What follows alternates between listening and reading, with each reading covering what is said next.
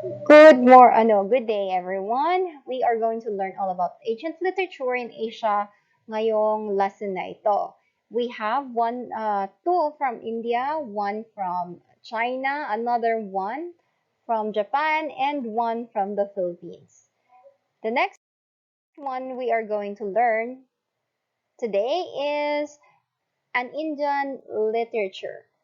Ito yung tinatawag natin ng Mahabharata. Mahabharata is a poem. It's one of the longest literature sa India. It's part of their Sanskrit.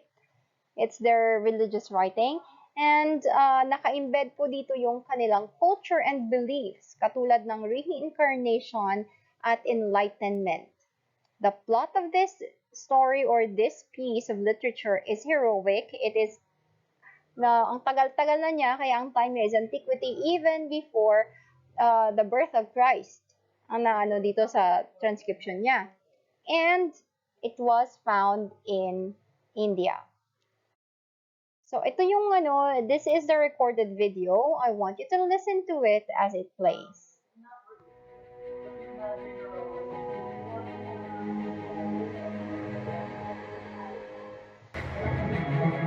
Mahabharata is the story of the descendants of King Bharat. After the death of King Pandu, the Mahabharata tells us his brother Dhritarashtra succeeded to the throne.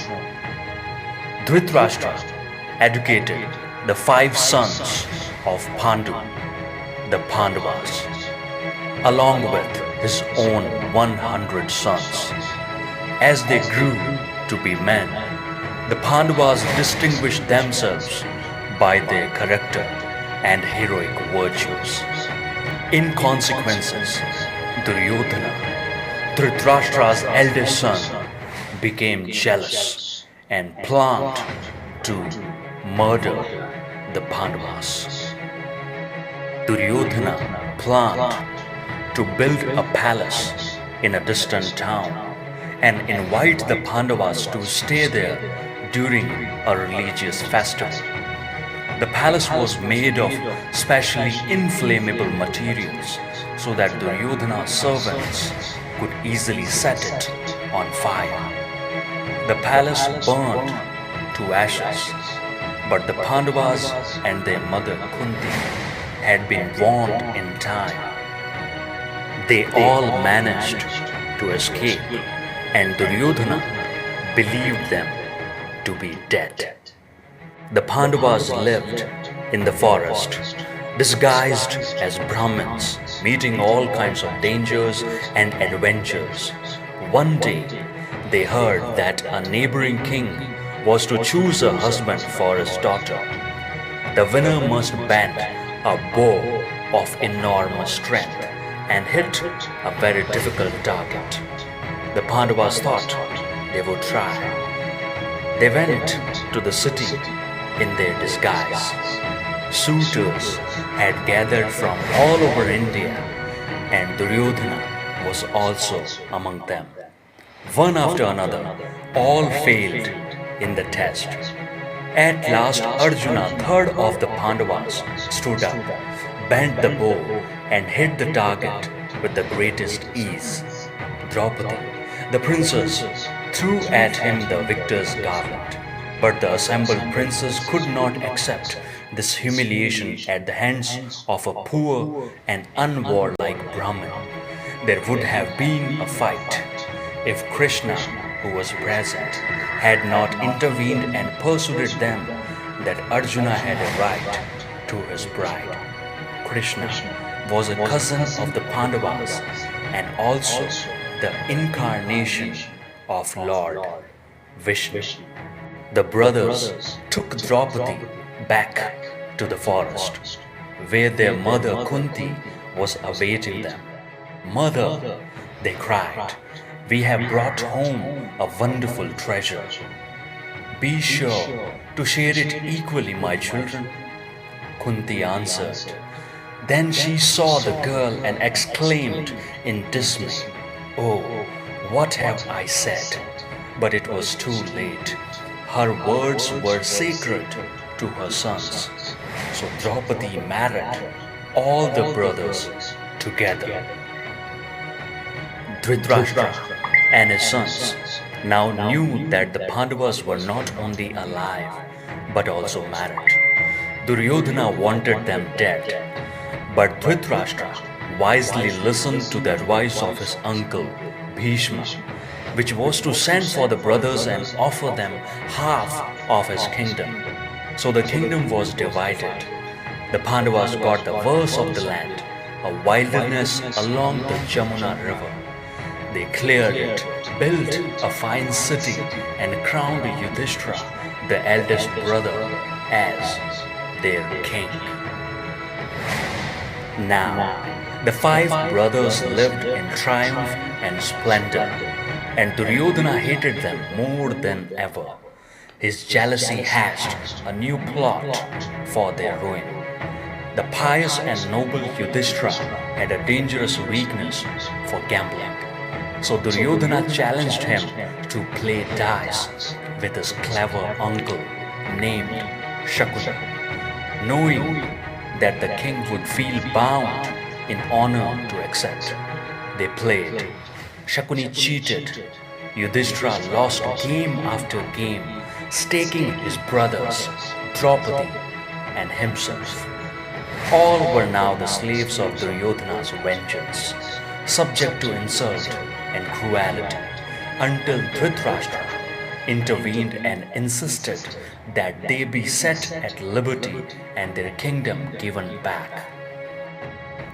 But Duryodhana worked upon his father until he obtained permission for another dice match.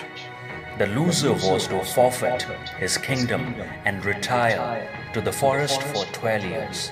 Then he must live for a year in the city without being recognized.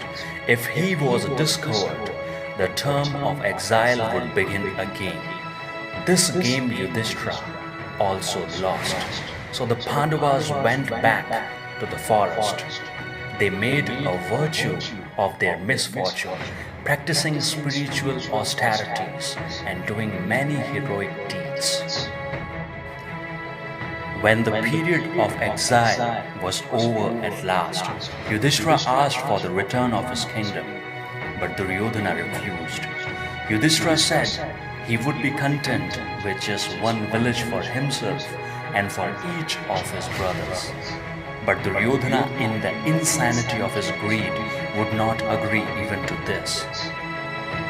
The older members of the family tried to arbitrate, but failed. So war became inevitable. Neighboring kings were drawn into the quarrel until the whole of India was involved. Both sides wanted Krishna's help, and to both Krishna offered the same choice.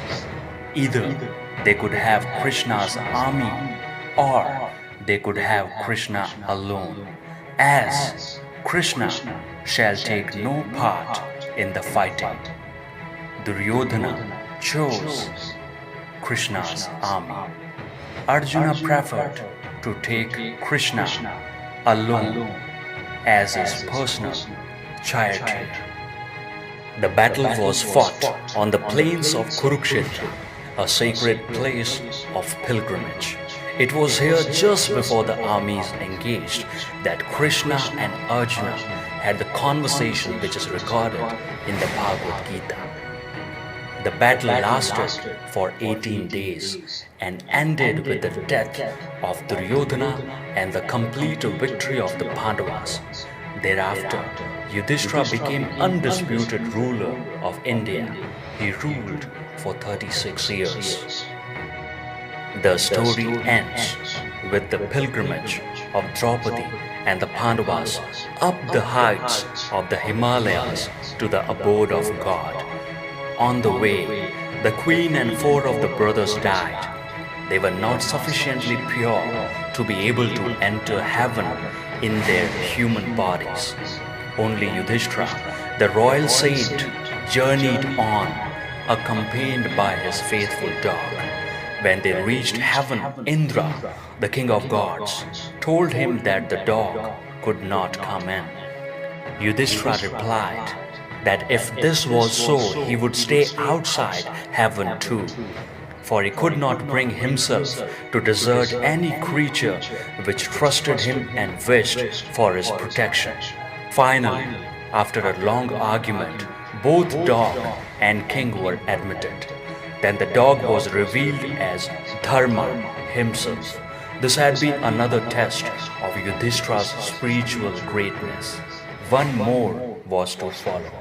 When the king looked around him, he found that heaven was filled with his mortal enemies. Where he asked were his brothers and his comrades. Indra conducted him to a gloomy and horrible region, the pit of hell itself. I prefer to stay here, said Yudhishthira, for the place where they are is heaven to me. At this, the blackness and horror vanished. Yudhishthira and the other Pandavas passed beyond the appearance of hell and heaven into the true being of God, which is immortality.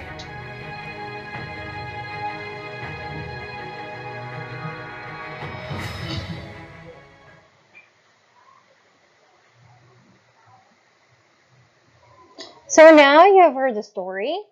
Um, so what was the most intriguing thing that you've heard in the story? Sa akin naman, ang pinaka-intriguing is when yung sacredness ng words na binibitawan nila. Katulad nung hindi nakita ng mama niya. The Pandavas, the five brothers, brought the princess home. Tapos doon, sinabi niya sa kanyang mama, Mama, may dinala kaming something precious.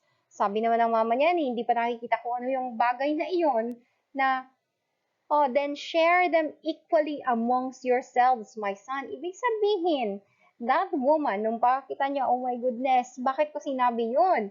Because it was a woman.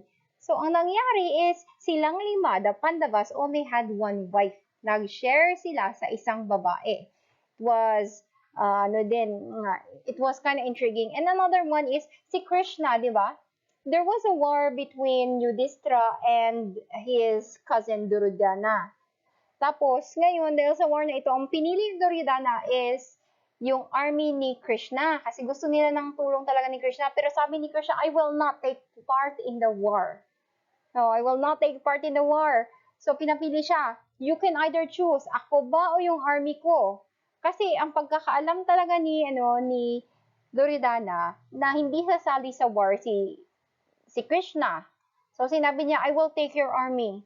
Ang sinabi naman ni Yudhishthira is, oh, gagawin kitang charioteer ko. You will drive my chariot as I go to war. So, ngayon, if you were the army of Krishna, would you attack your own master? The answer is no. Kaya nga nanalo si Yudhishthira because yung army, although marami ang army ni Krishna, they never did anything against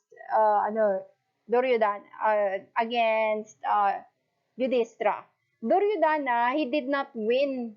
Kasi hindi naman umatake yung mga sundalo ni Krishna. Kasi nga, their master is on the other side of the battlefield. So yun. At saka dun sa last naman na part is yung pumunta siya na heaven and he was tested twice. Kung ano yung mga test niya, di ba? You've already heard about the story. And that is part of their teachings. Nakita niyo naman doon ang kanilang culture when we say na meron silang tinatawag na enlightenment because the Pandavas went to heaven. Meron din silang tinatawag na reincarnation because Krishna is the reincarnation of their god Shiva. Kaya yun, yung kanilang culture ay na-embed sa kanilang literature. This time we are going to listen to Ramayana. Ramayana is one of the stories that are very famous in India. It's about the characters Rama and Sita. Si Rama at Sita po ay na-adapt na ito in a play that was presented all around the world. So, let's listen to it. The great Indian epic, Ramayana. The Ramayana is the well-known religious epic composed by sage Valmiki. Set in the beginning of time, this is the story of a prince and how his divine plan unfolds. Long ago, the wise and just king Dasharatha ruled over the kingdom of Ayodhya on the banks of the river Sarayu. Ayodhya was a prosperous land, and its people were happy and peaceful, and they loved their king. Though the king had 3 wives, he did not have any children. The chief priest Vasishtha advised Dasharatha to conduct a fire sacrifice to obtain a boon from the gods. Dasharatha conducted the fire sacrifice. The god told Dasharatha to share the nectar with his 3 queens, Kausalya, Kaikeyi, and Sumitra. In time, the 3 queens gave birth to sons. Kausalya had Rama, Kaikeyi had Bharata, and Sumitra had the twins, Lakshmana and Shatrugna. The whole kingdom rejoiced. The 4 young princes were intelligent and good-natured. They loved each other, but there was a special bond between Rama and Lakshmana. One day, sage Vishwamitra came to Dasharatha and asked him to send Rama to the forest with him to kill a demon who was continuously disrupting the fire sacrifices of the sages. Dasharatha sent both Rama and Lakshmana with Vishwamitra, and Rama was able to kill the hideous and terrible demon Tarika. Vishwamitra was very pleased, and so were the gods. Vishwamitra then took the young princes to the neighboring kingdom of Mithila, which was ruled by King Janaka. In Mithila, Rama succeeded in stringing a great bow given by Lord Shiva, which many before had tried and failed. This won him Janaka's daughter Sita in marriage. Rama married Sita, and they lived happily for many years. Dasharatha decided that it was time for Rama to become king. Everybody was pleased because Rama was a kind prince. However, Kaikeyi's maid, Manthara, was not happy. She wanted her queen's son, Bharata, to become the king. Manthara poisoned Kaikeyi's mind. Kaikeyi decided to ask Dasharatha for the 2 boons he had promised her. Kaikeyi asked Dasharatha to make Bharata the king and send Rama away to the forest for 14 years. King Dasharatha was heartbroken, but he was bound to keep his promise. Rama left for the forest without any hesitation, accompanied by Sita and Lakshmana. The whole kingdom was grief-stricken, and Dasharatha died soon after. Bharata was horrified with what his mother had done. He went to the forest to persuade Rama to return. When he refused, Bharata took Rama's footwear and placed it on the throne. He said he would rule till Rama returned. Rama, Sita, and Lakshmana lived in the forest amidst the beauty and peace of nature's treasures. Birds sang, streams gurgled, and flowers bloomed in thousands. One day, a terrible thing happened. A she-demon called Surpanaka saw Rama and wanted to marry him. When Rama refused, she asked Lakshmana to marry her. Angry at his refusal, she attacked Sita. On seeing this, Lakshmana rushed to help Sita. Surpanaka went to her brother Ravana, the king of Lanka, and asked him to punish them for insulting her. Ravana sent his uncle Maricha, who took the form of a golden deer to attract Sita. On seeing the deer, she asked Rama to catch it. Rama chased the deer and finally shot it. As Maricha lay dying, he used his magic and called out for Lakshmana in Rama's voice. Hearing Rama's voice, Sita was afraid and sent Lakshmana to help him. Before leaving, Lakshmana drew a magic line to protect Sita and asked her not to cross the line under any circumstance. As soon as Lakshmana left, Ravana came in the guise of a sage. He was offended when Sita told him that she could not cross the line to give him food. On seeing him angry, Sita forgot Lakshmana's warning and crossed the line. As soon as she crossed the line, Ravana grabbed her and flew away to Lanka. Hearing her cries, Jatayu, the king of the eagles, tried to help her, but Ravana wounded him badly. Rama and Lakshmana set out in search of Sita. They found Jatayu, who told them that Sita had been abducted by Ravana. Rama and Lakshmana continued their search. On their way, Rama killed the demon Kabanda, releasing him from a curse. The demon advised them to meet Sugriva, who would be of great help in finding Sita. Rama and Lakshmana took the demon's advice and met Sugriva. Sugriva agreed to help Rama only if Rama killed Vali, who was Sugriva's brother. Rama defeated Vali and Sugriva became the Monkey King. Keeping his promise, Sugriva asked his chief Hanuman and his entire army to help Rama. Rama sent Hanuman in search of Sita. Hanuman found Sita in one of the gardens of Ravana's palace. He gave her Rama's ring and told her that Rama would come and rescue her soon. Ravana's soldiers caught Hanuman and took him to Ravana. Hanuman then asked Ravana to set Sita free, but Ravana refused. He caught Hanuman and set his tail on fire.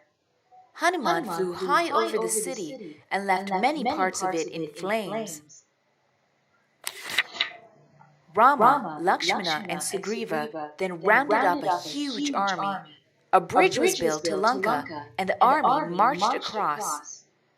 A fierce battle began. Thousands of great warriors of both armies were killed. Ravana's army was losing. He called on his brother Kumbhakarna, who had the habit of sleeping for 6 months at a time, for help. Rama killed Kumbhakarna. Indrajit, Ravana's son, who was a great warrior and had the power to become invisible, took command. He injured Lakshmana with a magic arrow. Lakshmana lay unconscious till Hanuman flew to the Himalayas and brought a herb that helped revive him. Lakshmana killed Indrajit, and finally Ravana and Rama came face to face. It took many days before Rama could finally kill Ravana with the weapon given by the gods. Finally, Rama and Sita were united. The 14-year exile was over, and they returned to Ayodhya. All of Ayodhya rejoiced and came out to receive them. The celebrations went on for many days. The gods smiled down on the new king, who brought prosperity and happiness. Such is the glory of this story. He who recites it or listens to it regularly will find increased love, wisdom, and strength.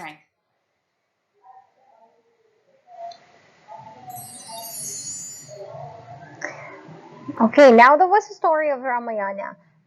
Yung last part na yon, it was the belief of the Indians na kasi it's a love story. Kung sino man nakikinig o nagre-recite ng scripture na ito will have fortune in love. So kung naniniwala kayo dyan, then you can read the Ramayana over and over again, baka lumapit sa inyo yung love. But anyways, nakita naman natin dito sa story na ito how important it is kung na mag-keep ng promises. Kasi narinig nyo naman kanina sa story that Kaikeyi asked the king for the boon. Sinabi ng sabi kasi sa kanya ng king na, I will grant you 2 boons. Ibig sabihin, 2 kahilingan. Pero ngayon, yung hiniling niya is the exile of the favorite son of the king. Kaya po siya namatay because of heartbreak. Pero wala siyang choice. He had to keep his word. Kaya na-exile talaga si Rama along with Sita, the wife of Rama. Sinamahan lang siya ni Lakshmana because Lakshmana is one of the closest brother ni Rama. At nakita naman natin dito kung paano ka-importante ang brotherhood dahil sa diba, even the king himself, yung bagong king, he was ashamed of what his mom did. Kaya kinuha niya yung sapatos ni Rama and placed it on the throne. Sabi niya, I will only rule until you come back. Ibig sabihin, he recognized Rama as the king. Yung gaano ka-importante yung brotherhood and gaano ka-importante ang keeping promises sa kanila. And one other thing is, ang mga Indians, they believe in myths a lot or mythical creatures. Katulad ni Jatayu, the king of the eagles, and Hanuman, the king of the monkeys, the monkey king. So, maraming paniniwala ang India that is incorporated in their stories and in their culture. Now we are going to discuss all about China. Ito namang sa China na ito, one of their very famous literature is the Analects of Confucius. We will now start with a reading. The Analects include 20 books. Ibig sabihin, ang haba-haba po ng literature na ito. It generally features a series of chapters na mayroong mga quotes from Confucius, and ito pong because Confucius is a type of teacher. A type of teacher, yung mga quotes niya were compiled by his students at ginawa nilang the Analects. Ito namang Analects na ito, it includes several books. Mayroon tayong book 1, which is the general introduction for the various works na kinumpile ng mga disciples ni Confucius. The book 2 naman, it deals with issue of governance, or ibig sabihin kung how to act as a leader. Book 3 and 4, yung kung paano talaga yung mga ideology na dapat sa isang gentleman or isang tinatawag natin na good character or isang tao na may good character.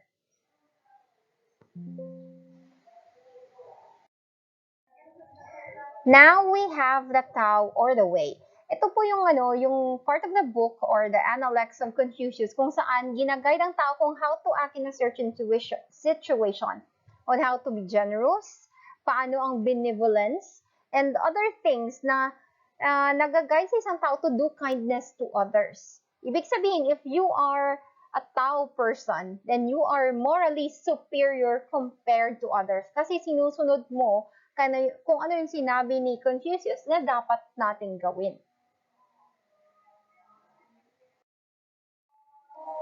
Now we have the Gen. It is translated as goodness or humanity. Sabi dito, ang isang gentleman are referred to as a chunzu. A chunzu possesses a goodness or humanitarian or humane na quality. Hindi naman ibig sabihin nito that you are good, you are very kind na yun. You can be referred to as humane. Like for example, may ginawa kang you have no choice but to kill a person in order to survive. There's a humane way of killing that person, and there is what we call yung brutal na way na pagpatay ng tao. It doesn't say, pag sinabi niyang goodness, hindi ibig sabihin nun na kung papatayin ka na, hindi mo na didepensa ng sarili mo. They have a different way of treating it or presenting it.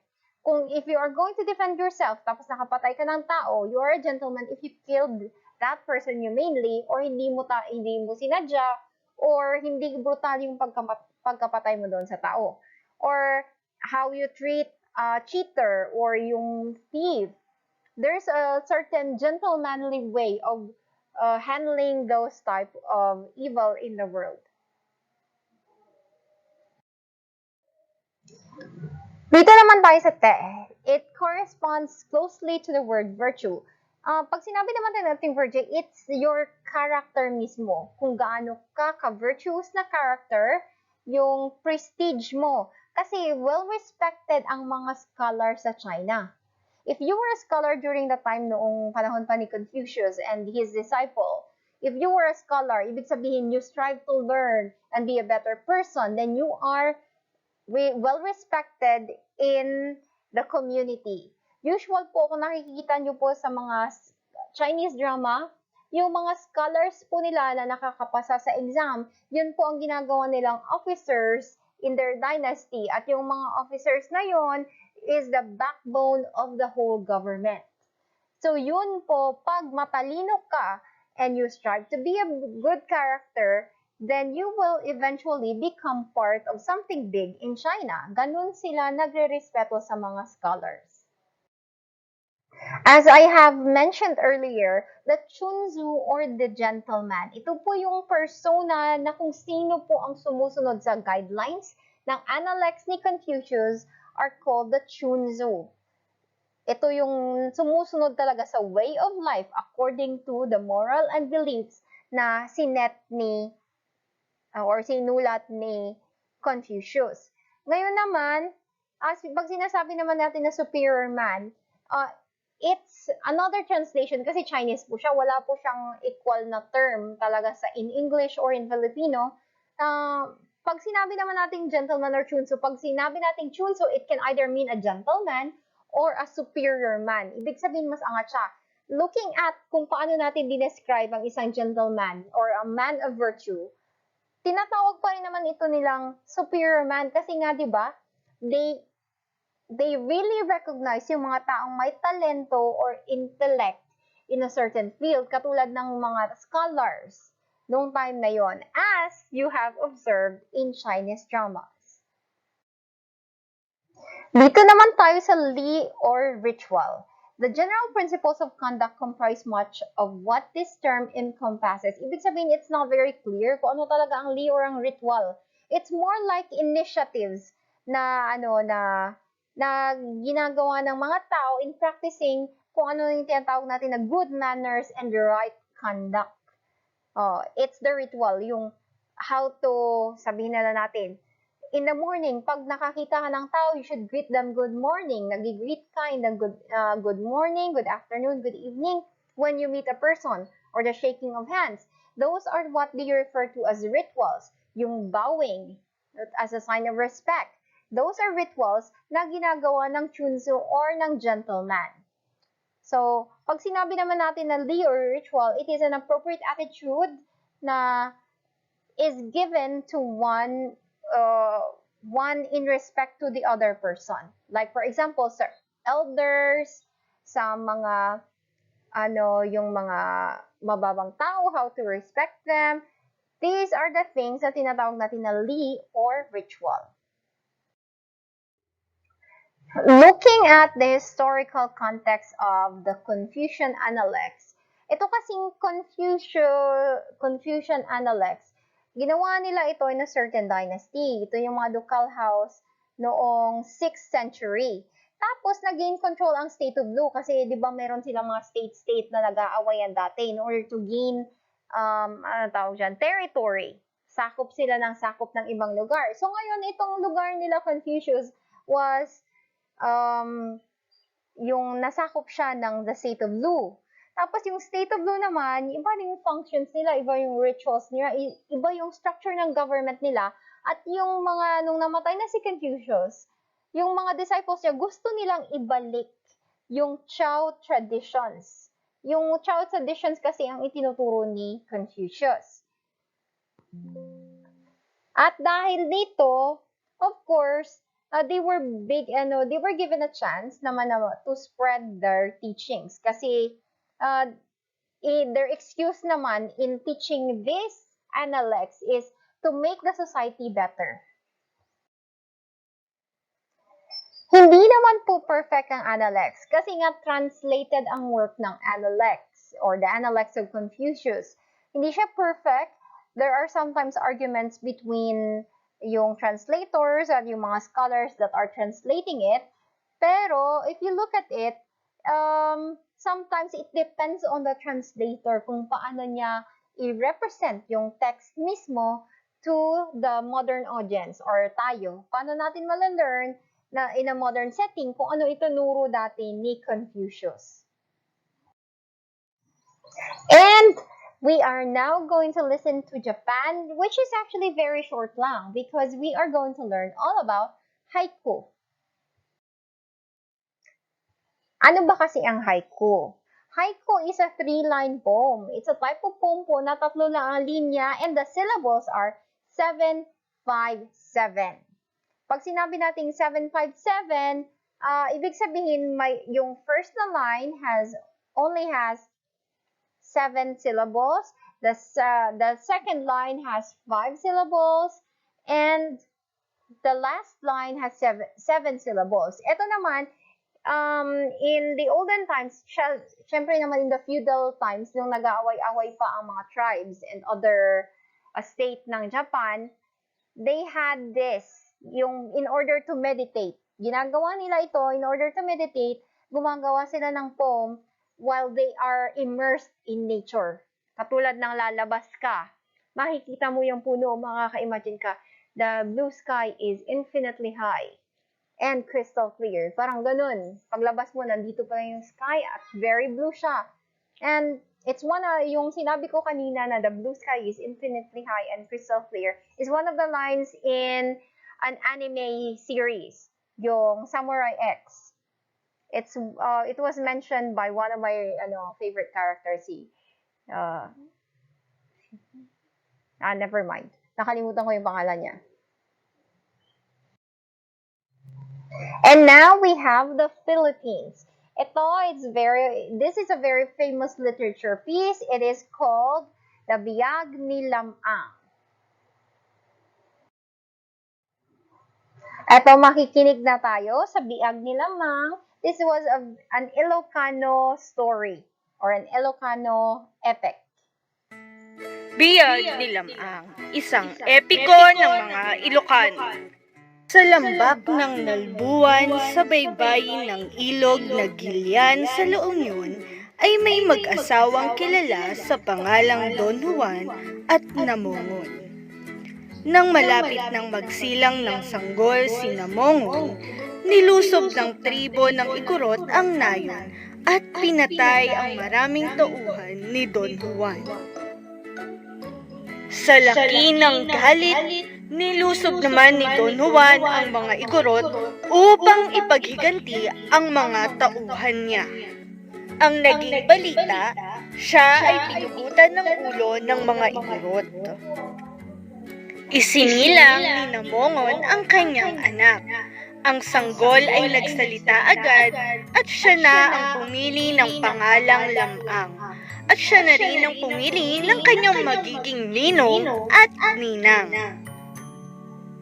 Nang malaman ni Lamang ang masakit na nangyari sa kanyang ama, sumumpa siyang ipaghihiganti niya ito.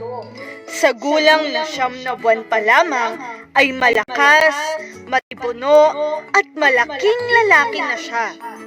Ayaw man siyang payagan ng kanyang ina upang hanapin ang bangkay ng kanyang ama, ay nagpilit pa rin si Lamang na makaalis. Kasama niya sa pagtungo sa lupain ng mga Igorot ang isang mahiwagang tandang, ang tangabaran at mahiwagang aso. Baon niya rin ang kanyang talisman mula sa punong saging. Sa tulong ng kanyang talisman ay madali niyang nalakbay ang mga kabundukan at kaparangan. Sa laki ng pagod ni Lamang, siya ay nakatulog. Napangarap niya ang mga Igorot na pumatay sa kanyang ama na nagsisipagsayaw at nililigiran ang pugot na ulo ng kanyang ama. Nagpatuloy si Lamang sa paglalakbay at narating ang pook ng mga Igorot. Nakita niya ang ulo ni Don Juan na nasa sarukang, isang haliging kawayan. Hinamon ni Lamang ang mga Igorot. Pinauwi ng mga Igorot si Lamang upang huwag siyang matulad sa ginawa nila kay Don Juan. Sumigaw ng ubod lakas si Lamang at nayanig ang mga kabundukan. Ang tinig niyang naghamon ay narinig ng marami, kaya dumating ang maraming igorot at pinaulanan si Lamang ng kanilang mga sibat. Ngunit, hindi man lamang nasugatan si Lamang. Nang maubusan ng sibat ang mga igorot, si Lamang naman ang kumilos. Hinugot niya ang mahaba niyang itak at para lamang siyang tumatabas ng puno ng saging, habang pinagpapapatay niya ang mga kalaban. Umuwi si Lamang sa nalbuan. Naligo siya sa ilog Amburayan sa tulong ng mga dalaga ng tribo. Dahil sa dungis na nanggaling kay Lamang, namatay ang mga isda sa ilog at nagsiahon ang mga igat at alimasag sa pampang. Matapos mamahinga ay gumanyak na si Lamang patungo sa kalanutian upang manligaw sa isang dilag na nagngangalang Ines Canoyan. Kasama ni Lamang ang kanyang mahiwagang tandang at mahiwagang aso. Sa daan patungo sa kalanutian ay nakalaban niya ang higanteng si Sumarang. Pinahipan ni Lamang sa hangin si Sumarang at ito ay sinalipadpad sa ikapitong bundok. Sa tahanan ni na Ines ay maraming tao. Hindi napansin si Lamang. Tumahol ang mahiwagang aso ni Lamang at nabuwal ang bahay. Tumilaok ang mahiwagang tandang. Muling tumayo ang bahay. At dahil doon, napansin si Lamang. Ipinagtapat ng tandang at aso ang kanilang layunin. Nais pakasalan ni Lamang si Ines. Hindi naman tumutol ang mga magulang ni Ines kung magbibigay si Lamang ng panhik o bigay kaya na kapantay ng kayamanan ni na Ines. Nagpadala si Lamang ng 2 barkong puno ng ginto at nasiyahan ang mga magulang ni Ines. Si Ines at si Lamang ay ikinasal sa marangya at maringal na simbahan. Pagkatapos ng kasalan, bilang pagtupad sa kaugalian ng mga tao sa kalanutian, kailangang manghuli si Lamang ng mga isdang rarang. Nakita ni Lamang na may mangyayari sa kanya, na siya daw ay makakain ng pating na berkahan. Ipinagpiling ni Lamang ang dapat gawin sakaling mangyari ito. Si Lamang ay sumisid na sa dagat. Nakain siya ng berkahan. Sinunod ni Ines ang bilin ni Lamang. Ipinasisid niya ang mga buto ni Lamang at tinipon ito at tinakpan ng saya ni Ines. Inikot-ikutan ng mahiwagang tandang at mahiwagang aso. Tumilaok ang tandang at tumahol ang aso. Walang ano-ano'y kumilos ang mga butong may takip na saya. Nagbangon si Lamang na parang bagong gising sa mahimbing na pagkakatulog. Nagyakap si Lamang at si Ines. Kanilang niyakap din ang aso at tandang. At namuhay silang maligaya sa mahabang panahon. Wakas. At iyan ang kwento ni Lamang. Nawa ay nagustuhan nyo ito at marami kayong natutunan mula sa kanyang karanasan. Huwag mo rin kakalimutan mag-like, comment, at subscribe sa ating YouTube channel. Pindutin mo na din ang notification bell para lagi kang updated sa mga kwento at bagong video lesson na ating ilalabas. Maraming salamat!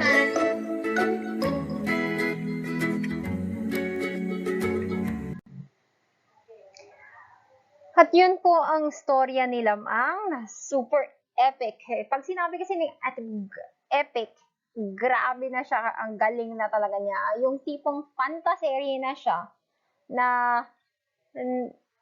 super amazing na yung nangyayari. Yan po ang epic ko, galing sa mga Ilocana. And if you look at it, sa culture talaga natin, kasi ang mga Ilocano siguro, sa panahon na iyon, kalaban nila yung mga Igorot. Kaya ang kwento nila is kalaban nila yung mga Igorot. At meron silang hero, heroic kasi yun na epic, na lumaban para sa kanila. At eventually, nakuha niya yung babaeng pinakamaganda, di ba, na unang beses ko pa lang nabasa ang storya nila, na-amaze na ako dahil namatay ang mga isda sa ilog dahil sa dumi niya nung naligo siya sa ilog. It's one of the more amazing things. Kung ganun siya ka-amazing, that means it's an epic. Katulad din ni Beowulf, na Beowulf, kung alam niyo yung movie at saka alam niyo yung epic ni Beowulf, you will also be amazed kung ano yung mga pinagagawa niya.